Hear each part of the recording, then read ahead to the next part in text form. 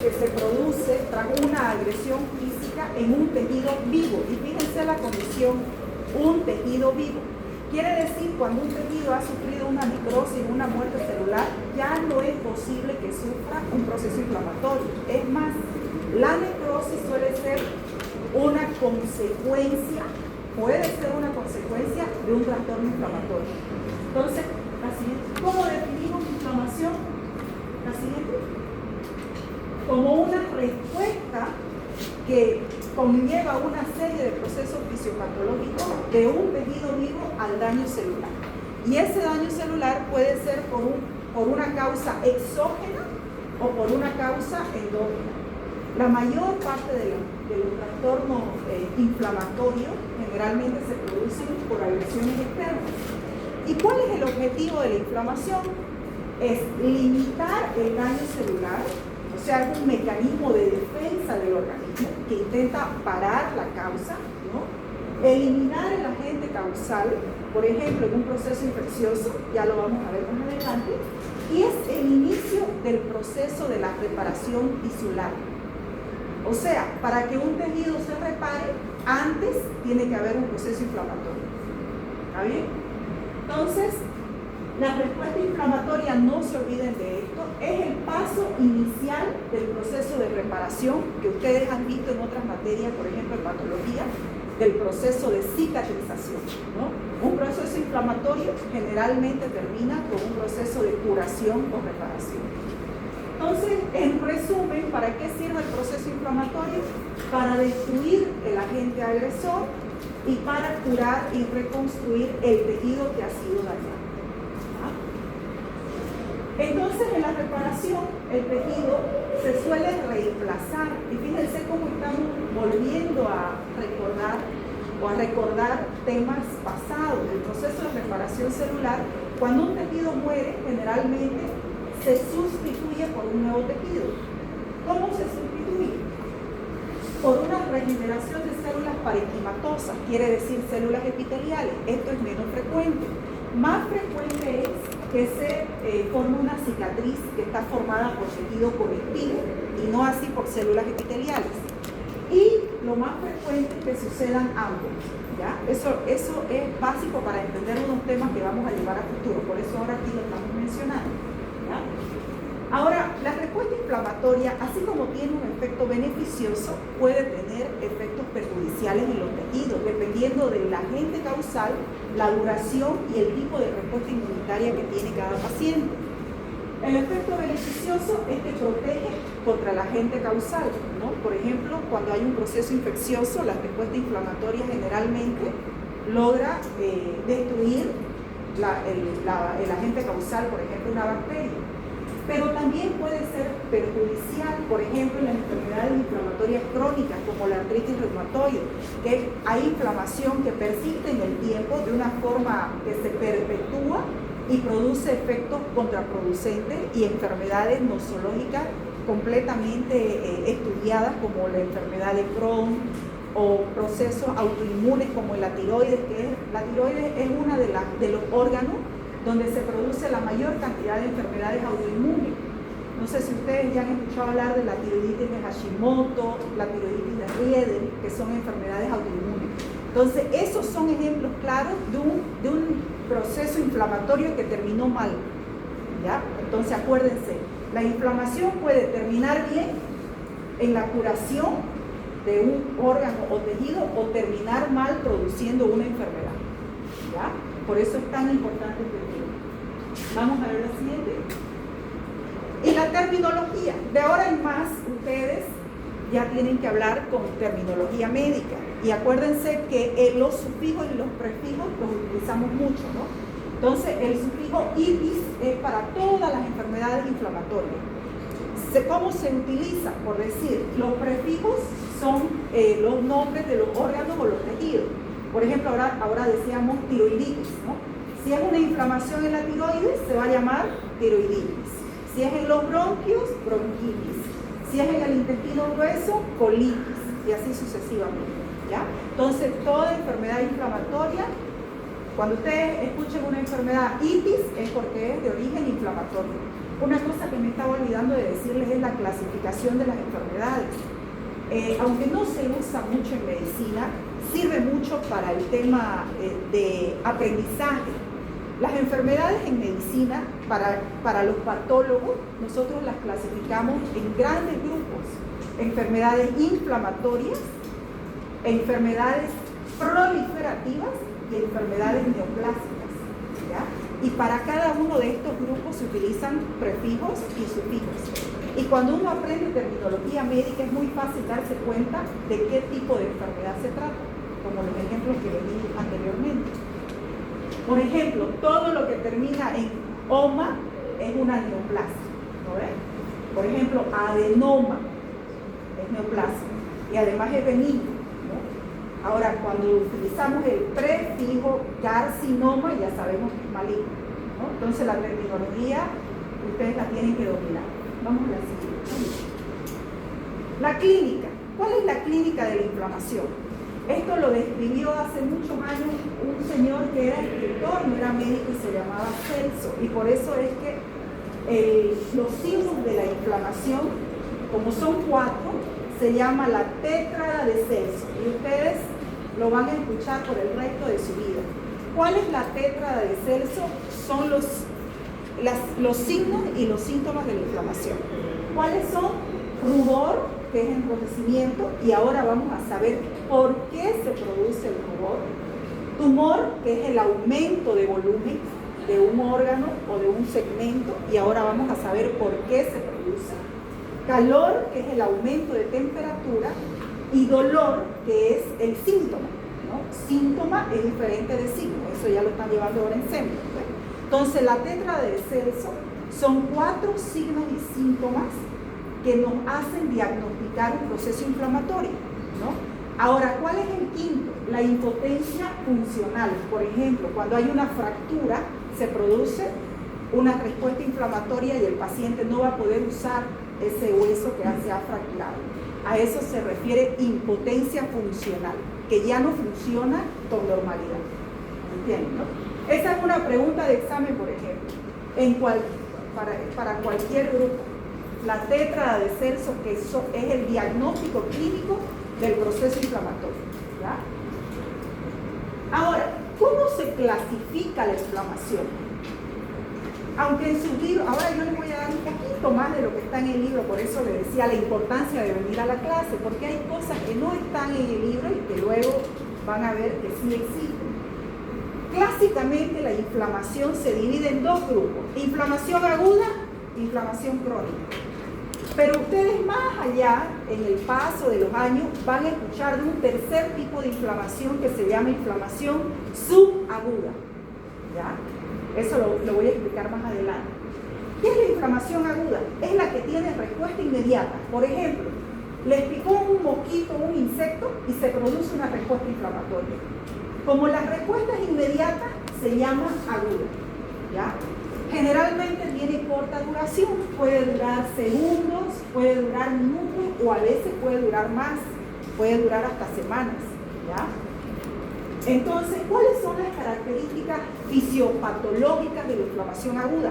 Como la respuesta es inmediata y sobre todo hay una respuesta de tipo vascular, que ya lo vamos a ver ahorita, se produce un aumento de volumen, o sea, el edema suele ser la característica principal de una inflamación aguda, ¿ya? Diferente de una inflamación crónica, que lo vamos a ver luego.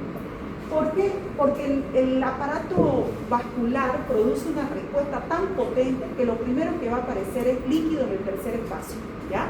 Esa es la característica fisiopatológica de la inflamación aguda. Ahorita lo vamos a ver a detalle. Mientras que la inflamación crónica no tiene una respuesta, no inicia de forma inmediata después del agente causal. Tiene un inicio insidioso, quiere decir retardado, tarda en aparecer. La diferencia es que esta suele perpetuarse, suele ser de larga duración. Incluso, como vimos antes, hay enfermedades que no tienen cura, como la artritis reumatoide, ¿no? Puede durar años o no desaparecer jamás, ¿ya? Esa es la inflamación crónica. Entonces, ¿cuál es la principal característica? Ustedes en patología habían visto, ¿no?, ya la parte estructural. La inflamación aguda, ¿se acuerdan qué tipo de célula es la que aparece en la inflamación aguda del sistema inmunitario? Exactamente. Mientras que en la inflamación aguda hay polimorfos nucleares y macrófagos, generalmente, en la inflamación crónica son las células mononucleares, o sea, linfocitos, células plasmáticas, eritrocitos o macrófagos activados. ¿Ya? Entonces, el tipo de célula que aparece en uno o en otro es diferente. Ahora, yo les hablé también de otra inflamación que no la han escuchado seguramente todavía, que es la inflamación subaguda.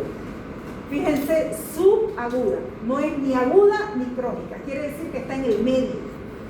Muchas veces, después de una respuesta inflamatoria aguda, aparece un tercer tipo de células del sistema inmunológico que se llaman eosinófilos. Y anótenselo porque es una pregunta frecuente y casi no aparece en los libros. ¿Ya? La inflamación subaguda es porque aparecen los eosinófilos. No sé si ustedes se acuerdan de esas células. Entonces, los eosinófilos es la inflamación subaguda. ¿Ya? Entonces, aquí polimorfos nucleares, mononucleares y eosinófilos. ¿Ya? Información básica. Vamos al siguiente. Entonces, lo que les decía, ¿qué es lo que caracteriza a la inflamación aguda? O sea, la respuesta inmediata, el componente vascular, por eso les he puesto esa foto. Hay una respuesta vascular intensa, que ahorita la vamos a describir. ¿Y cuál es el objetivo? Que el sistema inmunitario llegue donde se ha producido la lesión, o sea, los polimorfos nucleares y las proteínas. La siguiente. Las causas son muchas. Ustedes ya las conocen porque esto lo han visto en patología, ¿no? Las causas de la inflamación aguda pueden ser agentes físicos, agentes químicos, infecciones, reacciones inmunitarias o el infarto tisular. La siguiente. Mientras que la inflamación crónica, acuérdense, es de inicio retardado y el tipo de célula que aparece son diferentes, ¿no? En general, el objetivo es el mismo, destruir el agente agresor. La siguiente. Y las causas que ustedes también ya las conocen, solo es un repaso. Por ejemplo, la tuberculosis.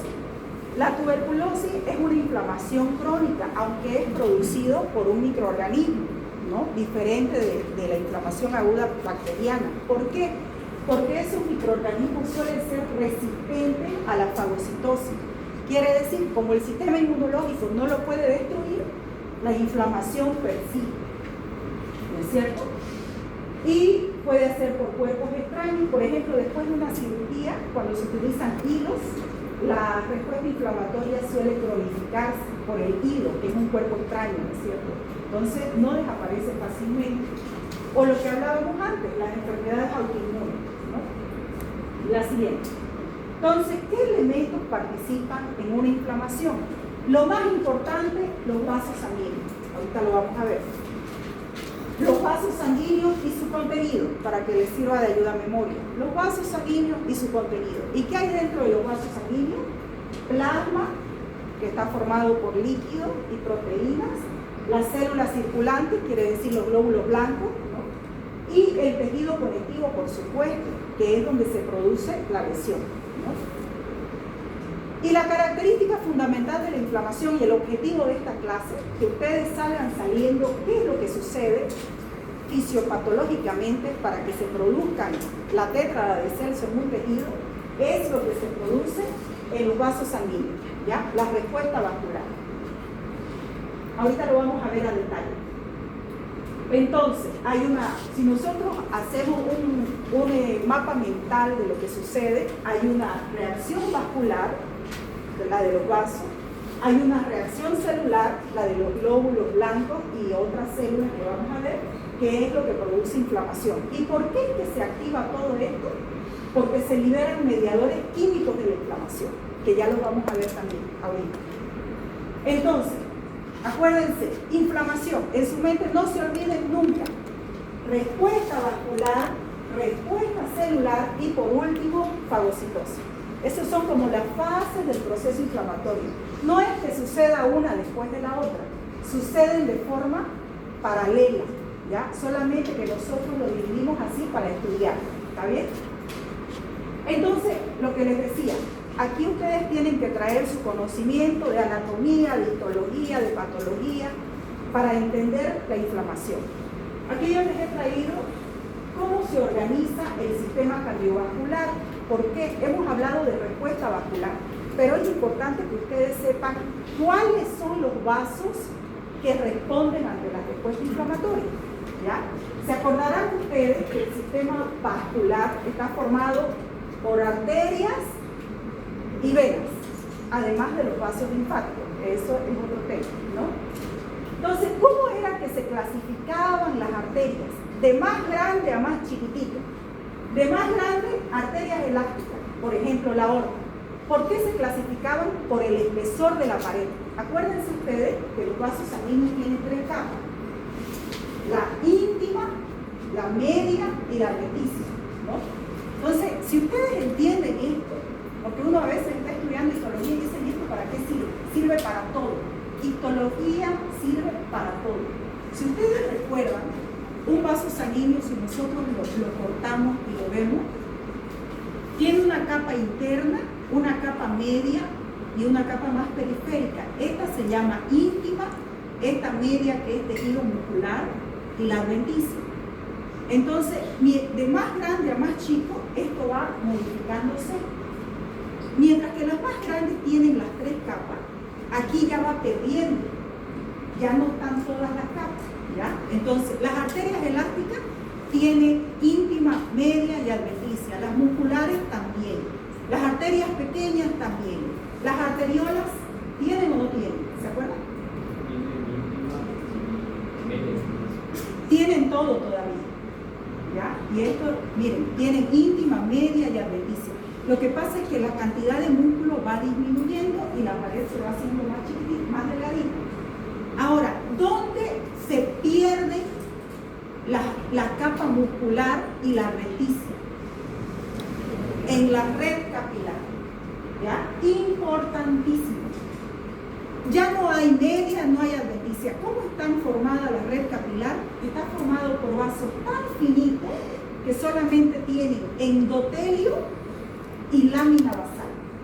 Y a veces hay pericitos, que son unas células periféricas, ¿ya?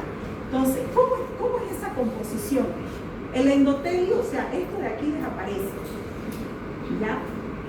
Y solamente tenemos un epitelio simple plano y aquí una lámina basal, que es una capa continua de tejido, ¿ya? Y nada más. Entonces, si ustedes recuerdan que la red capilar, que es la parte donde se anastomosan las arteriolas a las vénulas, que es el retorno de la sangre, ¿no? Es tan fino que es ahí donde se va a producir la respuesta inflamatoria, ¿ya? Todos los cambios que vamos a ver ahorita se producen ahí. ¿Por qué? Porque hay un sustrato orgánico que permite que pasen ciertas cosas. Una de las cosas que suceden es que el líquido que está circulando aquí adentro sale del intravascular y se acumula en el intersticio. ¿Será que eso es posible aquí? No. ¿Por qué? Porque la capa muscular es una barrera física a la salida del plasma. ¿Se dan cuenta? Entonces, si en un examen les dicen ¿dónde se produce la respuesta inflamatoria? La respuesta es en el lecho microcirculatorio. ¿Se dan cuenta? Hay un sustrato orgánico primero que nos condiciona a que hayan cambios fisiopatológicos, ¿ya? Y luego esa red capilar se va a anastomosar a vénulas, que son las más chiquititas, ¿no? Que también tienen tres capas, también tienen músculo. Luego esas se unen y hacen venas pequeñas, venas medianas y venas grandes que vuelven al corazón, ¿ya? Entonces, miren, hacemos un paréntesis para que ustedes aprendan esto, porque cuando uno aprende de memoria, generalmente es algo que uno lo va a olvidar. Pero si uno lo entiende, se aprende de por vida. ¿Ya? Vamos a la siguiente. Entonces, ahora vamos a volver a fisiología, clase del doctor Bomboni. No sé si hicieron con él. Ustedes se acordarán que hubo un tema que él seguramente les explicó, les hizo dibujo. Miren cómo todo sirve después. Vamos a recordar un poco eso, ¿ya? ¿Se acuerdan ustedes del equilibrio de Starling? ¿Se acuerdan?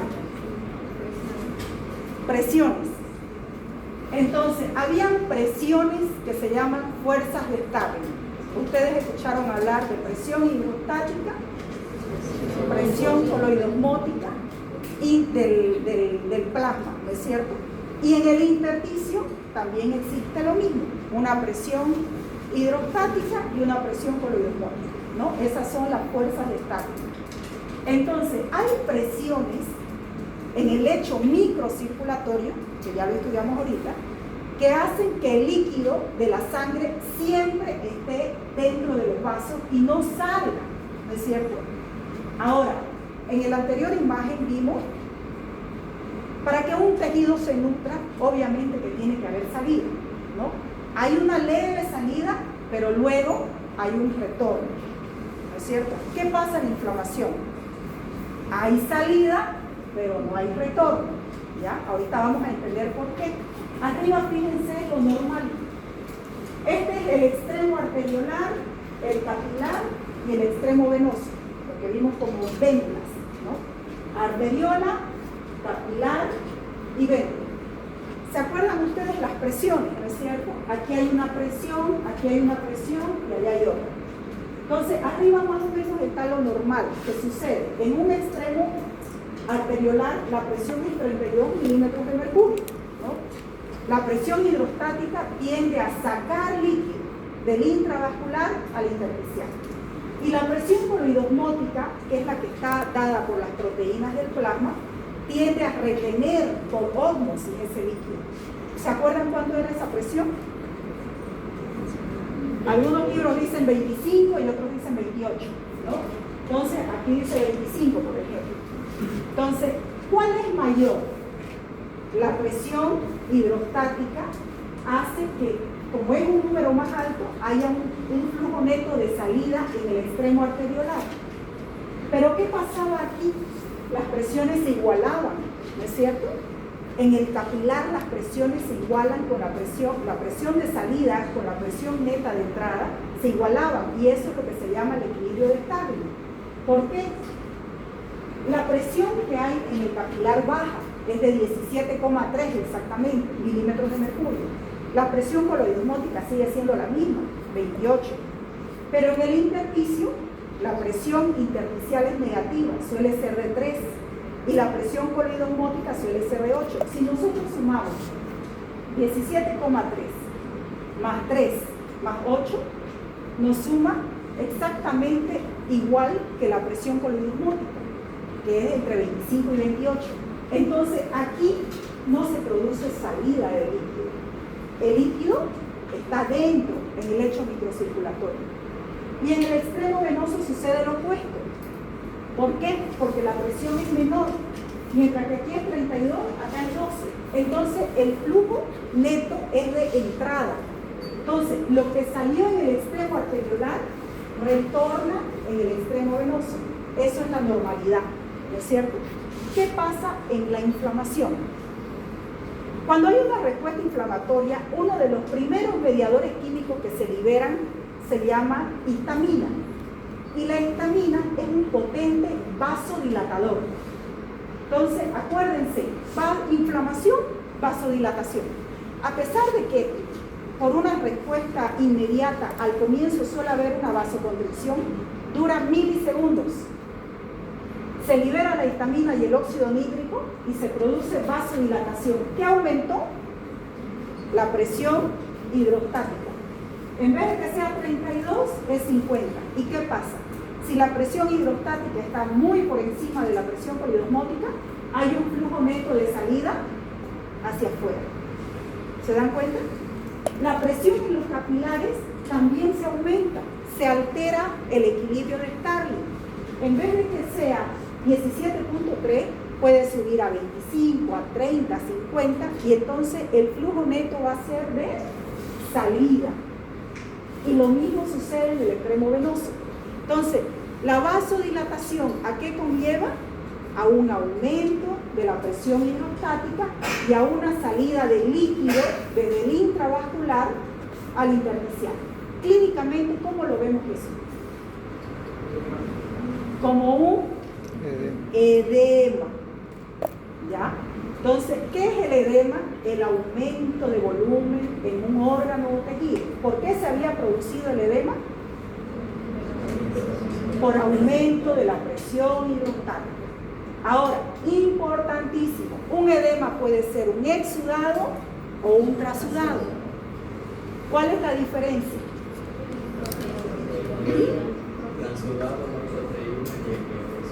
Exactamente.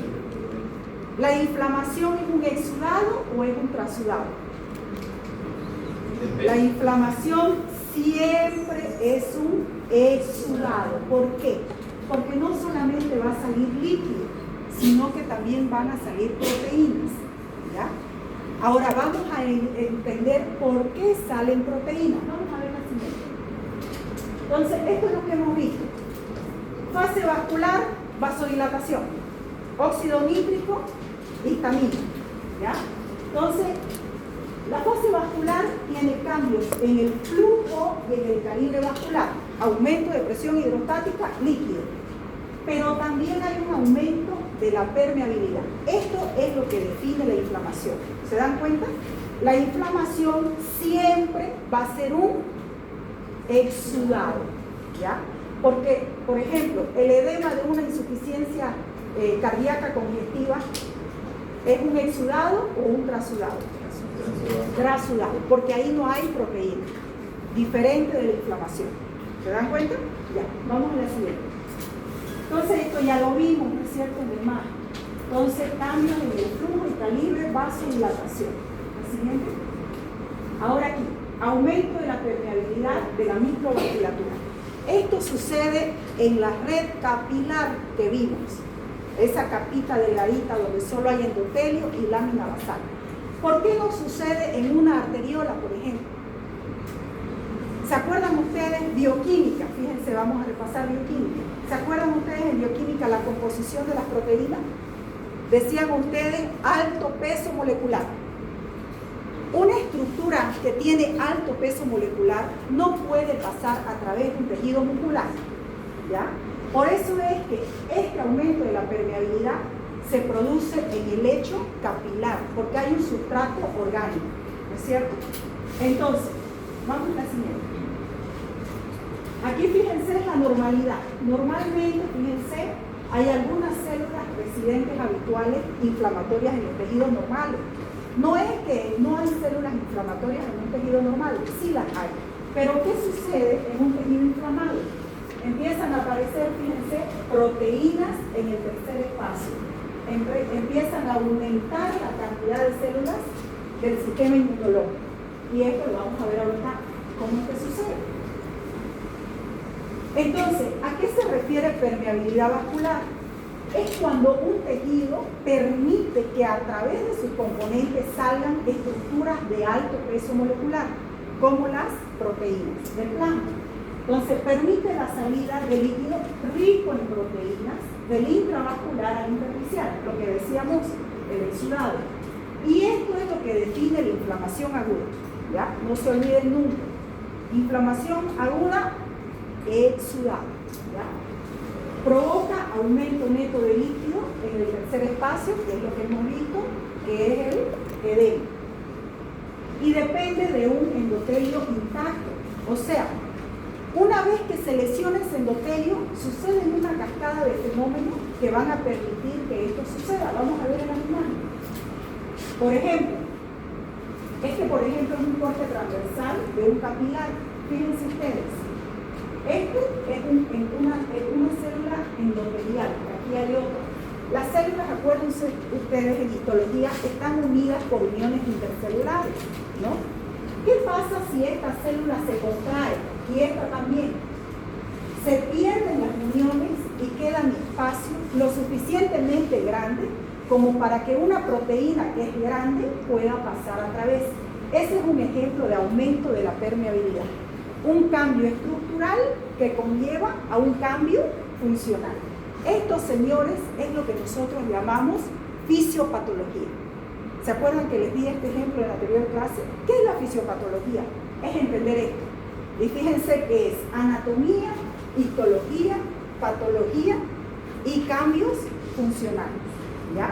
Entonces, ¿por qué se produce el aumento de la permeabilidad? Porque hay cambios en una estructura histológica que hace que una cosa que no funciona normalmente suceda. Como ejemplo, ¿ya? Un ejemplo, contracción de la célula. ¿Por qué se va a producir esa contracción? Por mediadores químicos. Por ejemplo, la histamina de la que ya mencioné, los leucotrienos y otros agentes vasoactivos que también producen este efecto sobre la célula. Vamos a ver la siguiente. Aquí, por ejemplo, fíjense, esta es una célula continua. ¿Qué pasó aquí? Se dañó. ¿Por qué se dañó? Por ejemplo, las bacterias liberan toxinas. Y las toxinas, como su nombre lo dice, ¿no ves? Lesionan la célula epitelial de tal forma que hace que haya espacio y a través de esos espacios las proteínas puedan salir. Segundo mecanismo de aumento de la permeabilidad. ¿Ya? Vamos a ver la siguiente. Estos acontecimientos también pueden suceder de forma secuencial o de forma acompañando, ¿me entiendes? Por ejemplo, la lesión directa y retardada del endotelio y la retracción endotelial pueden suceder tanto en una vénula como en un capilar cuando hay una quemadura. Por eso es que no sé si ustedes han visto en una quemadura qué es lo que se forma.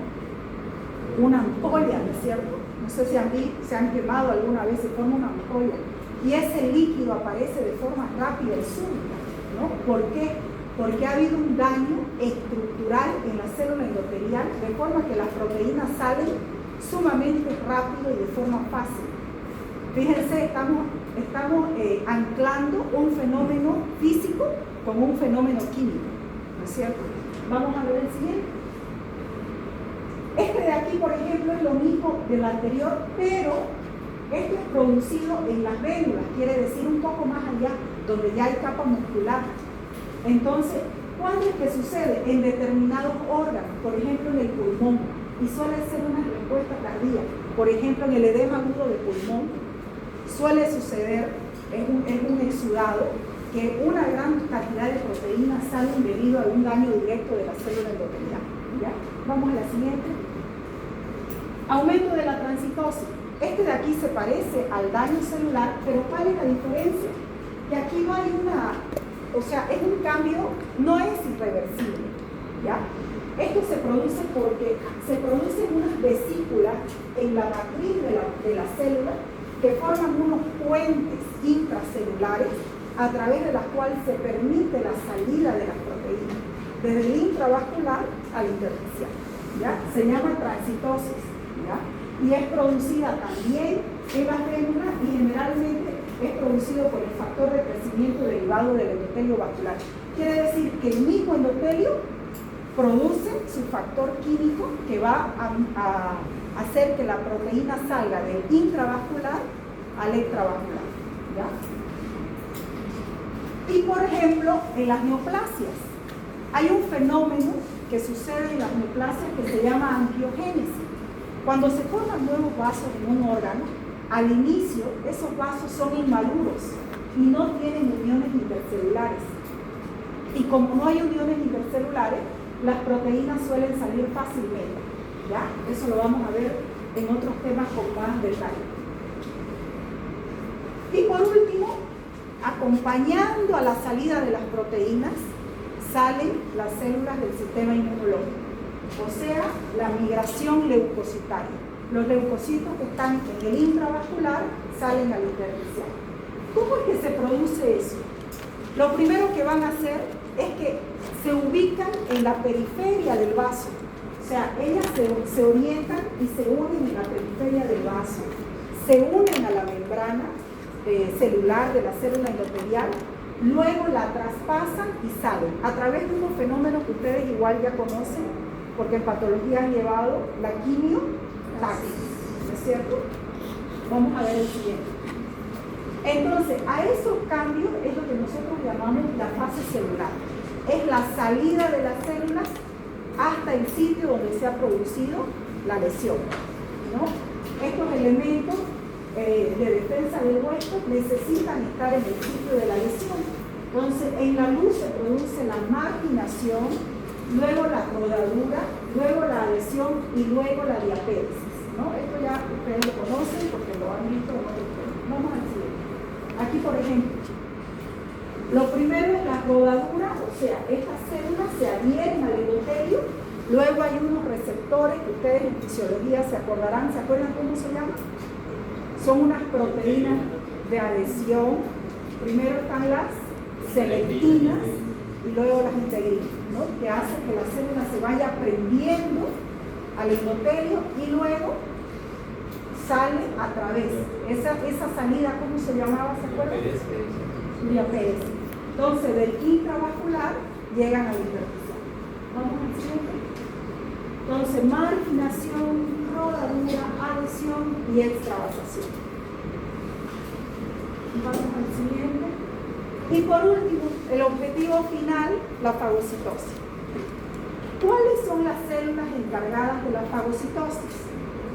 En la inflamación aguda, los polimorfos nucleares y sobre todo, ¿se acuerdan cómo se llamaban esas células? Del sistema monocítico, macrófago. Entonces, los polimorfos nucleares y los macrófagos son las células que aparecen de inicio para fagocitar. Ya, vamos al siguiente, vamos a ver cómo que se produce. La fagocitosis generalmente se produce a través de mediadores químicos que captan el agente causal, lo unen al macrófago, el macrófago lo ingiere en una vesícula que se llama fagosoma, y se acuerdan de una organela en histología, lisosoma, que se encarga de liberar enzimas proteolíticas para destruir el agente que ha sido fagocitado, ¿no? Más o menos eso es lo que estamos recordando. Ahora, ¿cuáles son los mediadores químicos de la inflamación? Ya los hemos ido mencionando. Hablábamos de la histamina, que es producida por los mastocitos y sus efectos son la vasodilatación junto con el óxido nítrico y el aumento de la permeabilidad vascular. Otros menos frecuentes que aparecen en el proceso inflamatorio es la serotonina. Están las citocinas. De estas, la más importante y la más peligrosa es la interleucina 1. Hay una enfermedad que la vamos a ver ahorita que se llama, cuando hay una respuesta exagerada a la inflamación por exceso de interleucina, se produce el SIRS. ¿Saben qué es el SIRS? Ahorita lo vamos a ver. El síndrome de respuesta inflamatoria sistémica, ¿ya? Entonces, eso es producido por un exceso de interleucina 1. Ahorita lo vamos a ver. También están los interferones, los factores de crecimiento, el factor de necrosis tumoral, que también es sumamente importante. Hay dos tipos, el alfa y el beta, y el alfa también es un factor desencadenante del SIRS, ¿ya? Una respuesta exagerada a la respuesta inflamatoria. Los biolípidos, que igual ustedes todavía no llevan fármaco, o ya están llevando fármaco. Entonces ya han escuchado hablar de las prostaglandinas, ¿no? Las prostaglandinas, ¿qué son? Son eicosanoides que se producen a partir de la membrana basal, ¿no es cierto? O sea, tienen una constitución lipídica, y estas prostaglandinas lo que hacen, o sea, en el proceso inflamatorio es tan importante que muchos de los fármacos que son producidos para frenar la respuesta inflamatoria, ¿saben cómo se llaman esos fármacos? AINES. Están destinados a bloquear la acción de las prostaglandinas. Es para que no se olviden, miren que les voy haciendo estas cosas. ¿Cuál es su efecto? La vasodilatación y el aumento de la permeabilidad vascular. Entonces tiene un efecto importante y potente en la respuesta inflamatoria. La siguiente. Las cininas, que son menos importantes, la bradicinina y el óxido nítrico, que este sí es importante porque es uno de los primeros que aparece en la respuesta inflamatoria. Y estos de aquí son importantes porque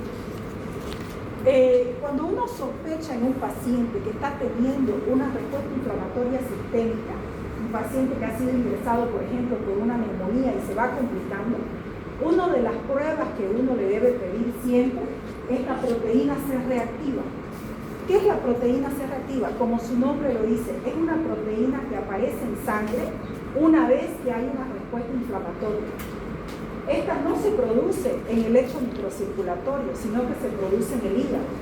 O sea, la respuesta inflamatoria ha sido tan intensa que ha activado el sistema productor de la PCR en el hígado y esta aparece en sangre. Eso es uno de los usos clínicos, por ejemplo, de los agentes químicos que actúan en la inflamación. El siguiente. Entonces, ¿cómo es que se resuelve este proceso inflamatorio?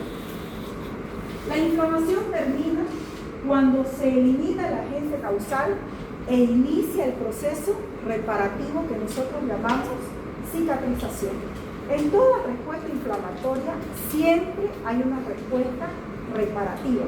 Ustedes se acordarán, en patología han llevado un tema, ¿no es cierto? Reparación tisular. Y ustedes hablaban que esa reparación tisular tiene como objeto reconstruir ese tejido que ha sido dañado, ¿no es cierto? Entonces, ¿qué es lo que sucede aquí en esta imagen, por ejemplo? Hay una agresión física, hay un daño tisular, hay una respuesta inflamatoria. El material se elimina, sí, se cura la inflamación. ¿Qué sucede cuando el material no se elimina? O sea, no siempre esto termina bien. Cuando no se elimina, la inflamación persiste y eso es lo que nosotros llamamos inflamación crónica. ¿Ya? Vamos a ver el siguiente. Entonces, hasta aquí, jóvenes, han entendido lo que sucede en una inflamación, ¿cierto? ¿Cuáles son los mecanismos? ¿Qué sucede en el lecho microcirculatorio? Entonces, si yo les pregunto, ¿por qué se produce el calor? O sea, el aumento de la temperatura local en un tejido, en un proceso inflamatorio, ¿cuál sería la respuesta? Por el aumento del flujo sanguíneo, ¿no es cierto? El signo clínico es el calor.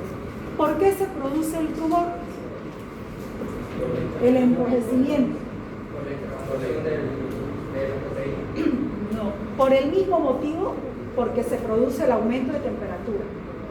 Si se produce una vasodilatación, ¿qué va a suceder? Un enrojecimiento, porque a mayor volumen de sangre, mayor cantidad de eritrocitos. ¿Y qué es lo que le da el color rojo a la sangre? Los eritrocitos, ¿no? Por eso es que uno los dibuja rojo, ¿no? En su texto de histología. Entonces, el calor y el rubor son consecuencia de la vasodilatación. ¿Ya? ¿A qué se debe el dolor? En un proceso inflamatorio. En todo tejido hay terminaciones nerviosas.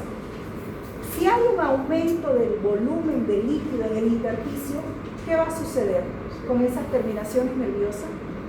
Se van a comprimir, ¿no es cierto? Y esa compresión física activa esas terminales nerviosas y se produce el dolor, pero esa es una de las causas. Y las otras son porque todas estas sustancias químicas que hemos mencionado también producen activación de esas terminales nerviosas. Y ese es un tema que vamos a tocar a futuro, la fisiopatología del dolor. ¿Ya? ¿Y el tumor por qué era?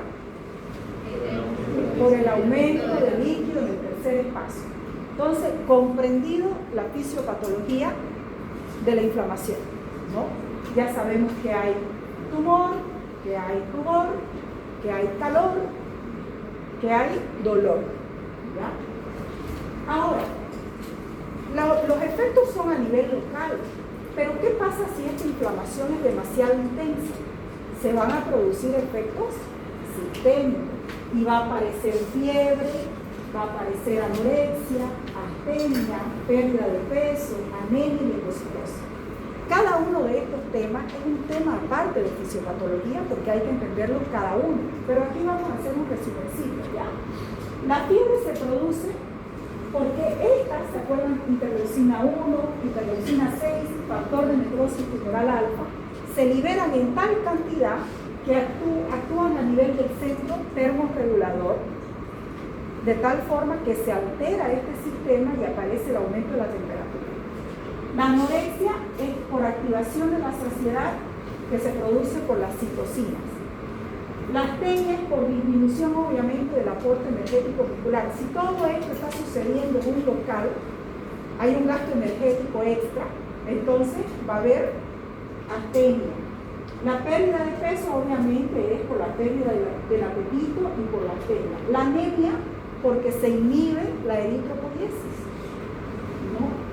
Y la leucocitosis es porque hay un aumento de la producción de los glóbulos blancos en la médula ósea para solventar ese gasto celular que se está produciendo en el foco inflamatorio. Y esto generalmente, cuando hay una leucocitosis en un proceso inflamatorio, nosotros estamos casi seguros de que la causa es bacteriana, ¿no es cierto?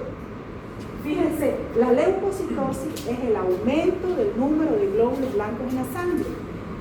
Ustedes ven un hemograma y ven leucocitosis y pensamos que la causa es infecciosa y que probablemente se trate de una bacteria. Ya lo vamos a ver más adelante. Mientras que las virosis es al revés. En las virosis hay leucopenia. Ya lo vamos a ver más adelante. El siguiente. El síndrome del cual está hablándoles. Cuando una respuesta inflamatoria sale mal, les digo, porque el objetivo es limitar la lesión, ¿no es cierto?, reparar el tejido, se produce esta enfermedad que ustedes la van a escuchar como SIRS, que es el síndrome de respuesta inflamatoria sistémica. ¿Por qué se produce? Los mediadores químicos que les mencioné, demasiada interleucina 1 y demasiada factor de necrosis tumoral alfa en la sangre producen una respuesta inflamatoria generalizada que va a producir una vasodilatación generalizada, o sea, ya no solamente en el órgano específico. Y esto generalmente sucede después de una neumonía. En los pacientes que están internados en terapia y entran por neumonía, así sea cualquier edad que tenga ese paciente, es una neumonía, generalmente ese paciente se va a internar. Ustedes van al hospital y no van a ver un médico que mande a un paciente con neumonía a su casa. ¿Por qué? Porque esa respuesta inflamatoria que está habiendo en el pulmón, uno de los órganos más propensos a desencadenar una respuesta inflamatoria sistémica es el pulmón, cuando hay un proceso infeccioso, ¿ya? Entonces, ¿qué es lo que va a suceder? Ya no solamente se va a afectar, como eso, la sangre, todo lo que pasa a la sangre va a circular por todo el organismo, todos los órganos del sistema van a estar expuestos a la inflamación. O sea, una inflamación que empezó en el pulmón termina produciendo una inflamación hepática, por ejemplo. Es lo que sucedía también en el COVID, ¿no es cierto? El COVID afectaba el pulmón y resulta que después los pacientes tenían falla multiorgánica. ¿Cuál era la causa? Una de las causas del SIRS. Una respuesta inflamatoria exagerada. ¿Qué es lo que va a producir? Alteraciones en la microcirculación en muchos órganos. Si esto no solamente sucede en un órgano, sucede en varios, ¿qué va a pasar con la sangre que estaba circulando en el intravascular? Se va al tercer espacio. ¿Cómo se llama cuando disminuye qué produce eso en el intravascular? Hipovolemia. Ustedes en patología llevaron shock, ¿no es cierto? ¿Qué era el shock?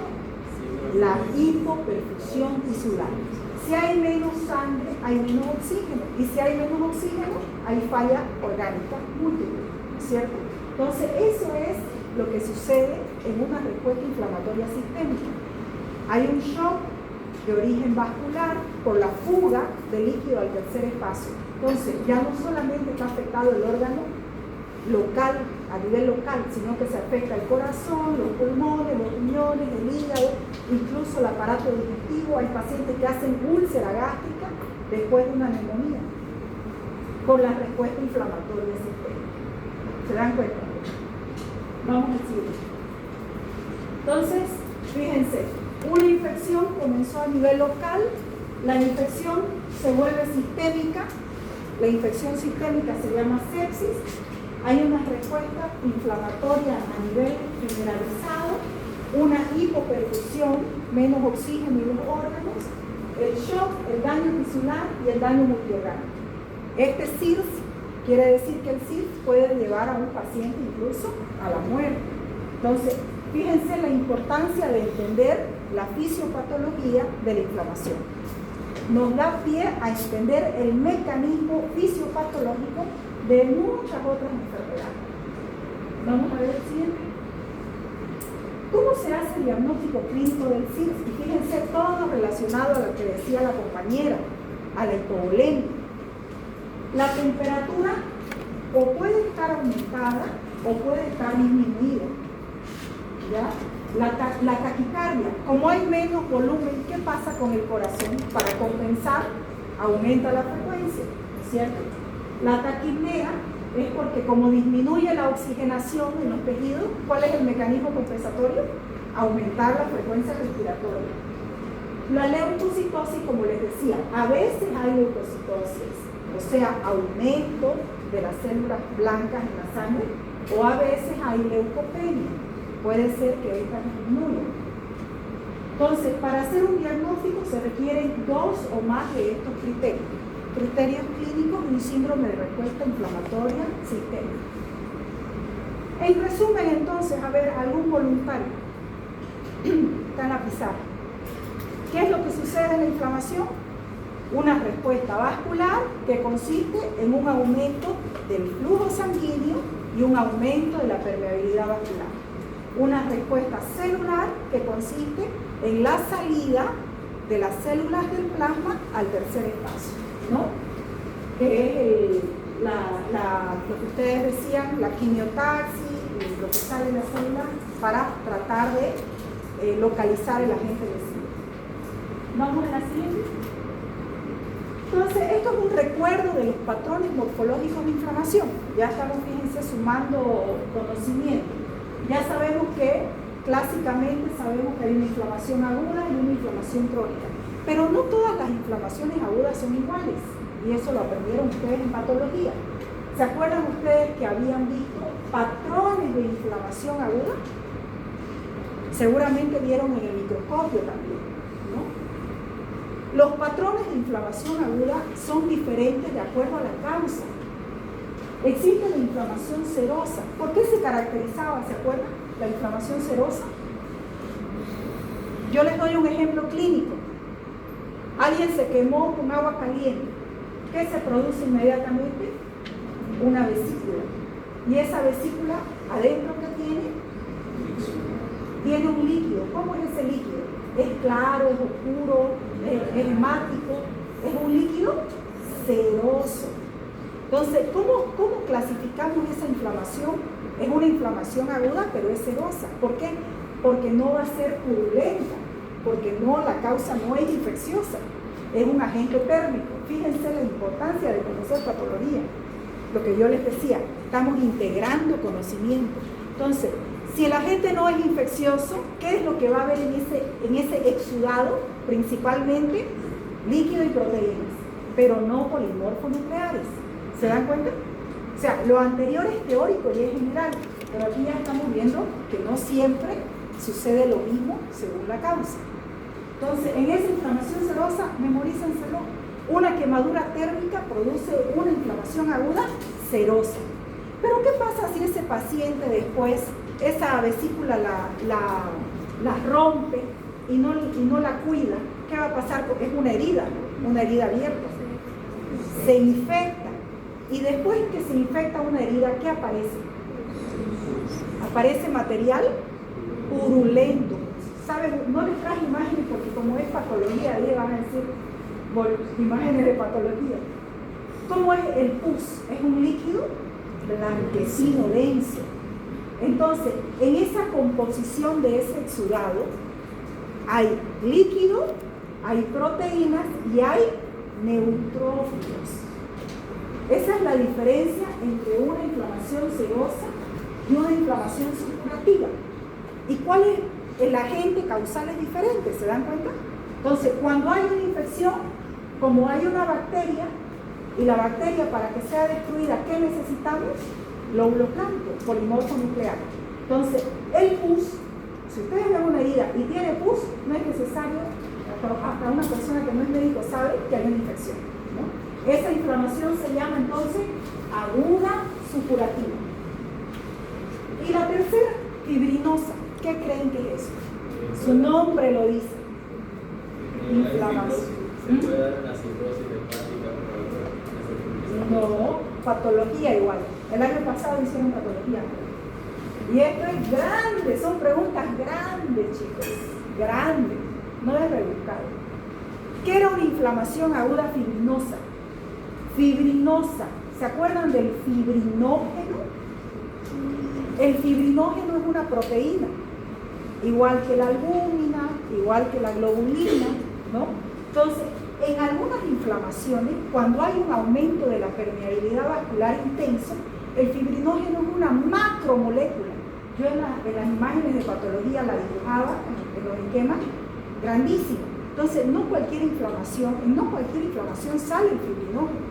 Entonces, en ciertos procesos inflamatorios, el fibrinógeno sale. ¿Y cómo es ese líquido? Es denso. O sea, el seroso es como agua, pero un poquito más denso. Pero la inflamación fibrinosa es un líquido bien denso. Ustedes ven una inflamación con esa característica y dicen, esto es una inflamación aguda fibrinosa. Seguro que hay fibrinógeno aquí. ¿Cuál es la característica del fibrinógeno? ¿Se acuerdan? Eso lo llevaron en fisiología. El fibrinógeno coagula.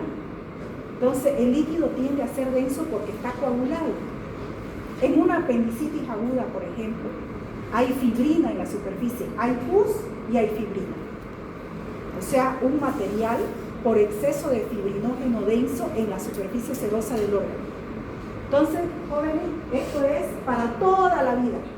No es para pregunta de examen. Esto ustedes lo tienen que saber para siempre. Inflamación aguda, serosa, fibrinosa y supurativa. Diferentes patrones morfológicos. Dependiendo de qué, del agente causal y del mecanismo fisiopatológico. Y ahí hay una que ustedes conocen de memoria, la inflamación crónica granulomatosa. ¿Se acuerdan de esa? ¿En qué enfermedad hay característicamente? Tuberculosis, ¿no? Vamos a ver la siguiente. ¿Qué es la inflamación granulomatosa? Es un subtipo de inflamación crónica. ¿Por qué se caracteriza? Y la respuesta es patología. Porque hay un granuloma. ¿Qué era el granuloma? El granuloma es una estructura, creo que puse una imagen, vamos a ver para que vean, ahí está. El granuloma, fíjense, granuloma por su forma, parece un conglomerado. Cada una de estas células se llaman macrófagos o histiocytos epitelioides. ¿Cuál es la característica entonces de la inflamación crónica? Es que no aparece cualquier célula. No son linfocitos, no son plasmocitos, son histiocytos o macrófagos activados. Hay muchas enfermedades, no solamente la tuberculosis, que producen este patrón de inflamación, ¿ya? Generalmente es cuando hay un microorganismo que el macrófago no lo puede destruir, y ese es el Mycobacterium tuberculosis, por ejemplo. Es una infección que es resistente a la fagocitosis, ¿no? Otro ejemplo, cuando hay una cirugía, ¿con qué se sutura? Con hilos. Y el hilo es un cuerpo extraño. Entonces, ¿será que un macrófago puede destruir el hilo? Hay hilos que sí, ahora, pero antiguamente habían hilos que no, los que no son biodegradables. Entonces, ahí se producía una inflamación crónica granulomatosa. Entonces, ese también es un patrón morfológico de inflamación crónica. Y como les digo, esto es para que se lo aprendan para siempre. Porque van adelante, van a ver enfermedades y van a escuchar, es una enfermedad inflamatoria crónica granulomatosa, y ustedes la tienen que saber, ¿ya? Por ejemplo, otra enfermedad inflamatoria crónica granulomatosa es la tiroiditis de Riedel. Es una enfermedad inflamatoria, crónica, granulomatosa. La enfermedad de Crohn es otro ejemplo. ¿Por qué? Porque aparecen macrófagos, ¿ya? No solamente tuberculosis. Vamos a ver la siguiente. Entonces ya esto es lo último, jóvenes. Entonces, de esta clase ustedes tienen que salir sabiendo qué es un exudado, qué es un trasudado, qué es un material purulento. Entonces, ¿qué decíamos que era el exudado? Es un líquido que tiene proteínas. ¿Dónde? En la inflamación, entonces, ¿cuál va a ser? Fíjense ahí. Como hay aumento de la permeabilidad vascular, hay salida de proteínas. ¿Y cuál va a ser la densidad de los líquidos producto de ese proceso inflamatorio? Fíjense, mayor a 1020 la densidad. En cambio, cuando es un trasudado, es solo líquido, sin proteínas. Entonces, ¿cuál va a ser la densidad de ese líquido? Va a ser menor a 1012. ¿Por qué? Porque es como dice ahí, es un ultrafiltrado del intravascular. Entonces, un exudado es un líquido rico en proteínas con una mayor densidad y un trasudado es un líquido con una menor densidad por ausencia de proteínas. ¿Ya? ¿Vamos al siguiente? ¿Qué era el edema entonces? El edema es el exceso de líquido en el tercer espacio y el edema puede ser un exudado o un trasudado. ¿Ya? O sea, edema no siempre es un exudado, ¿ya? Puede ser un exudado o un trasudado. Y lo que yo les decía, el pus. ¿Qué es el pus? Es un subtipo de producto de la inflamación aguda. ¿Por qué se produce?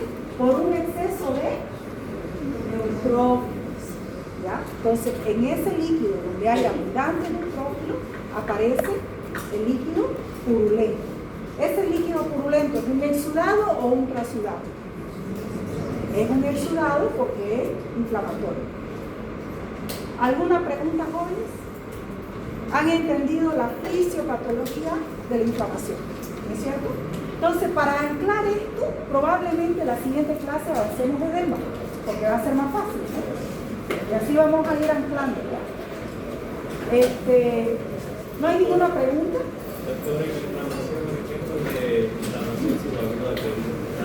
La inflamación subaguda, venga su pregunta. ¿Cómo se llama? Miguel Ángel. Hermosa la pregunta de su compañero Miguel Ángel. Él me pregunta, la inflamación subaguda, ¿será que es un diagnóstico clínico de inflamación subaguda? ¿Será que ustedes alguna vez han escuchado a un médico que diga, es una inflamación subaguda? Nunca, ¿no? ¿Saben por qué? Porque es un diagnóstico histopatológico. Y es por eso que muchas veces los médicos hacen una biopsia, ¿cierto? La única forma de diagnosticar una inflamación subaguda es haciendo una biopsia y mirando el microscopio. ¿Por qué? ¿Qué hemos dicho que era la inflamación subaguda? La presencia de eosinófilos en un tejido. ¿Y será que con la química podemos saber si hay eosinófilos en un tejido? Entonces, fíjense ustedes, y esa es la diferencia del alumno o de la Gabriela del momento. Siéntanse ustedes orgullosos de estar en esta universidad. Porque en las prácticas hospitalarias, cuando hacemos preguntas, los únicos que saben responder esto son los alumnos de la Gabriela. Ustedes tienen esa responsabilidad de estudiar de tal forma que las preguntas menos obvias las sepan responder. Por ejemplo, mandan una biopsia de piel y en el diagnóstico dice inflamación subaguda. El 90% de los médicos, los internos del hospital no saben qué quiere decir inflamación subaguda, que hay eosinófilos.